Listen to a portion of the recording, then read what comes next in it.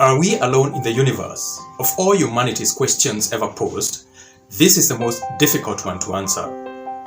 As of today, nobody, and I repeat, nobody knows if the Earth is the only place that can support life.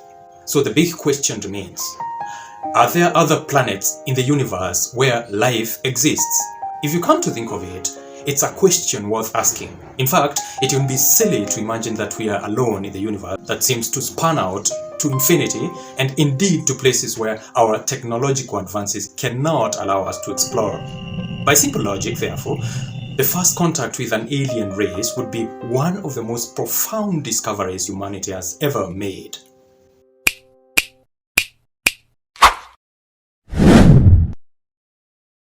Welcome to my channel. My name is Victor, the author of the File Sonja series of novels.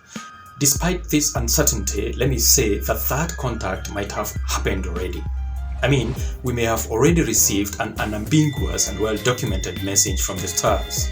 In the combat scene that we are going to conclude today, for those who have been around, you realize that we have been talking about comm signals relayed between Dr. John Taylor's PDA to those of his compatriots.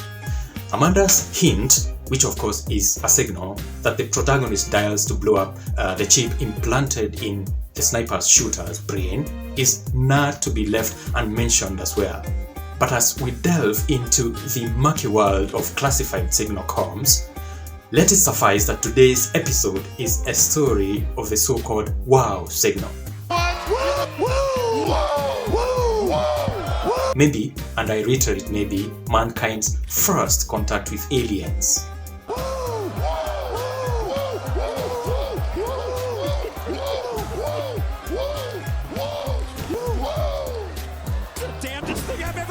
Picture this. There are at least 100 billion stars in our galaxy, the Milky Way. And appreciate that about 2 trillion large and small galaxies exist in the visible universe. Mind-blowing numbers, right? Yeah, I know. And this is considering only the information we can process from the data we are able to retrieve. Remember, I said in the universe that is visible. It means there is a universe we cannot see, yet when one poses the question, are we alone in this universe? The answer that obviously comes to mind is, yes, we are. But what if I told you that indeed, among the already confirmed exoplanets, there are some among them that appear to be like ours? You don't really suppose that in such an imaginable gigantic number of planets in the observable space, some of which are Earth-like, that none amongst them is inhabitable. Some of the facts you might hear in this episode might prove to be, if not disturbing, completely unbelievable. It all starts with the Fermi's paradox and the great silence of the universe. One day in 1950, physicist Enrico Fermi, an American physicist of Italian origin, and 3 others met at the university for lunch. They discussed, Konopinski, one of them recalls, many topics about UFOs, that is, unidentified flying objects for those who are not familiar with the short form. Sightings had been isolated, of course, and there were indeed numerous witness accounts for these UFOs. Then the question arose, where is everyone? Asked Fermi. Are we alone in the universe? Tell you what, humanity has been sending radio signals into space for about 100 years now. But if someone is out there, why haven't they contacted us? We've tried to send out our signals, but still nothing, radio silence. There are many other things that I could talk about here, including interstellar travels our guy Elon Musk is trying to figure out. But the thing is, many of us, including myself, are of the suggestion that meeting these interstellar species could be a bad idea. Yeah, I know it's sufficiently difficult to get around that, and this takes me to the wow signal. It's that simple.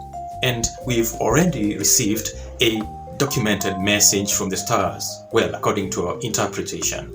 On the 15th of August 1977, Jerry Ehman, a famous astronomer, was sitting in his kitchen scrutinizing a stack of cosmic code received from one of the largest radio telescopes of the time called the Big Ear, a telescope designed to gather radio signals from deep space. Now, Jerry had done this for 4 years, but today his eye was drawn to a signal that he had never seen before in his 4-year career.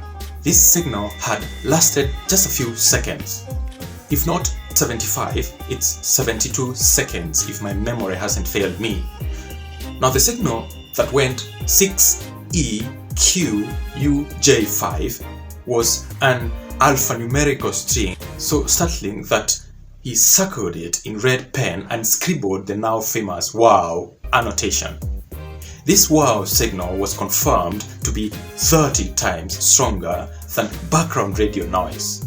It was a narrowband signal only registered on one of the big ear's 50 frequency channels, meaning it was a narrowband signal.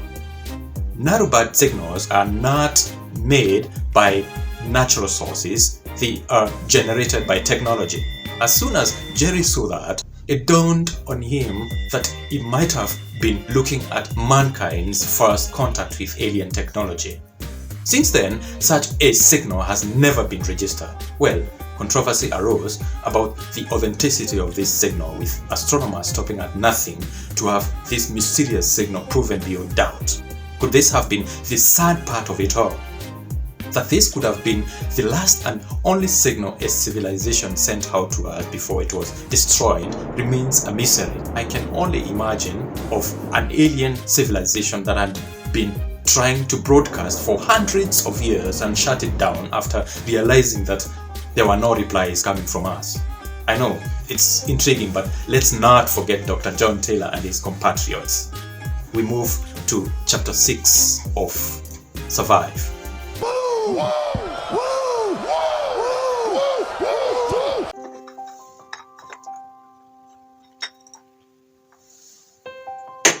Berlin, 14th October 2010. At the St. Hendrik's Cathedral, the bell tolled midday. The figure before me was that of Mr. John Silverstein, dead as a doornail. Snowflakes fell swiftly upon the corpse, sucking up traces of blood spill as if they avenged lives lost by the assassin's occasional triumphs.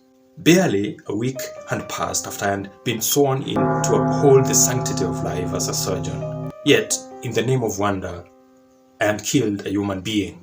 A part of me was completely lost without delight. Under trying times, even the smartest of minds revealed their darkest sides. If I should take blame for that though, let it be without the slightest worrying tread. You reaped what you had sown. To have failed to uphold my end of the deal would have been to entertain apocalyptic consequences. But where was the actual glee? Not in my inherent confidence, no. Not in the thrill of death, for the record, never. It was in the Harley-Davidson's secret chain. It had to be in the €5 million reward for which I had promised to clench my bat and die many times before my actual demise. Weakness would cost much to dominate. My bank account in Prague had to be fattened. Means to that end was infernal. The kill deal was one of the quickest way, and they had pushed me to deliver. I was sure that Mr. Howard Green was going to explode of delight at his recruit's proficiency in the execution of death as priority for agony. But my days for months on end would then be spent looking over my shoulders for a death of my own. Amanda, I said, offer my earpiece. Your master's safety is in my hands. I'd love to see you again. She span, her nose turned red. It would be my pleasure, she said. People vanish, I know, and they smack I-5 Bravos in Kunduz. The wind whistled at that. I listened. The collective splendor in the consciousness of a reunion was amazing. It was like winning the jackpot. I'm delighted, I said. The first time I set my eyes on you, Amanda, you got something burning inside my head. She laughed. Minute dimples showed under her cheeks. Well, I'm sapiosexual, she said. Intelligence is a big turn-on for me. Under different circumstances, I think we might want to extinguish that fire. Her voice molested me. Her charm was staggering. her beauty was an evocation of sweet memories I'd shared with Julia Elise at Harvard Medical School. Should the reunion happen under the convenience of such circumstances as she had conceived, I was sure I would never have hesitated to have her. As I toyed on the spur of the moment with these trifling fancies, Jake interjected, not caring a button. "John, I'm not sure how you pulled this off, but I think we should get the hell out of here before things take a different turn. What just happened here shall remain untold. It never happened. Amanda's company is presently a liability. Professor Wilhelm Gutenberg fears for his life." So with that, I come to the end of my today's episode. Please stay tuned and hit the subscribe button below to support the channel. Otherwise, auf Wiedersehen. Goodbye.